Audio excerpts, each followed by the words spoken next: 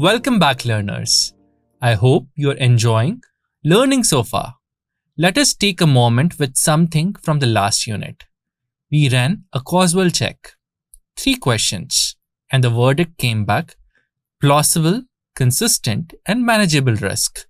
The recommendation stands.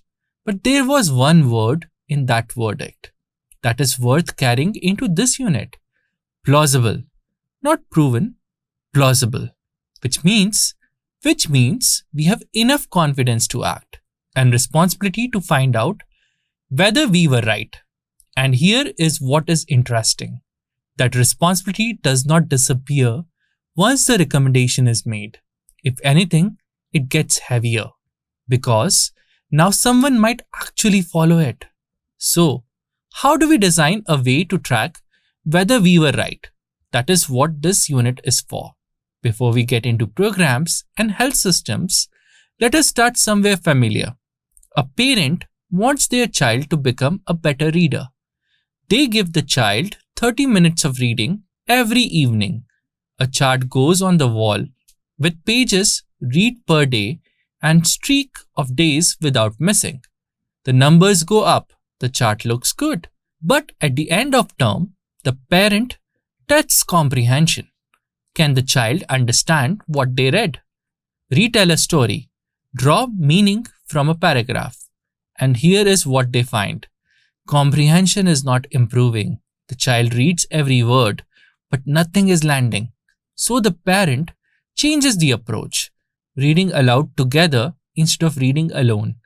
That change, driven by what they discovered, is the learning. Monitoring, evaluation, learning. In one household, 3 different things. So let us go deeper into each one. Monitoring is the ongoing tracking of whether a program is running as planned. It is frequent, it is administrative, and it tells you inputs and activities that are happening. What it cannot tell you is whether any of it is working. Here is what good monitoring looks like. A health program tracks every month. Out of every 10 people a health worker identified as needing care, how many actually went? Whether the worker heard back about what happened to the person they sent on, and how many household visits each worker made compared to the previous 3 months. If any number drops, someone investigates within 2 weeks. Now, here is the counterexample, and this is the one we see far more often. The program records 4,200 visits this month. The report looks strong, but the visits averaged 4 minutes each. No follow through, no record of who needed further care. The monitoring said the program was running, but it was not working, and because the monitoring never asked the right questions, nobody knew. Evaluation is different from monitoring in a fundamental way. Monitoring is ongoing. Evaluation is periodic, and it asks harder question. Is the program actually producing the result it was designed for? There are 2 types. Process evaluation asks how the program is being done. Is it reaching the right people? Are staff following the design? And outcome evaluation asks for what the program is producing. Are the people it reaches actually better off? The counterexample that matters most for outcome evaluation is this one. Maternal mortality declined by 8% in the program areas. The program celebrates, but in similar areas, without the program, maternal mortality declined by 11% over the same period. The program may have had no effect at all. Outcome evaluation without a comparison is not evaluation. It is before and after storytelling, and it can make a failing program look like a success. And then there is L, learning, the most important part of the whole framework and the part most programs never reach, learning. In this sense, does not mean reading the report. It means changing something because of what the report found. The evidence moving from a document into a decision. Here is what real learning looks like. An evaluation finds the follow-through rates are reasonable, but maternal mortality has not changed. The team investigates. They discover that women are arriving at facility, but facilities are not equipped to handle complications. The program redesigns. It adds facility support alongside community worker activities.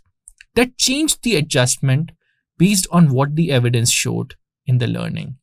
And here is what learning looks like when it does not happen.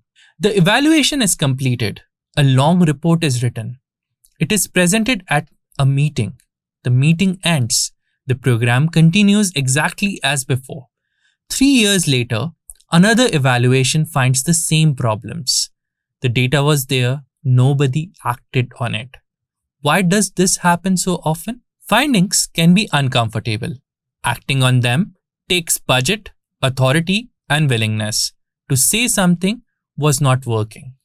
In many cases, none of those things are in place. So the report sits on a shelf and nothing changes. The recommendation is to invest in the systems that ensures when a community health worker identifies someone who needs care and sends them on, that care is actually delivered. What does MEL look like for the specific intervention? Monitoring asks, are the right things happening?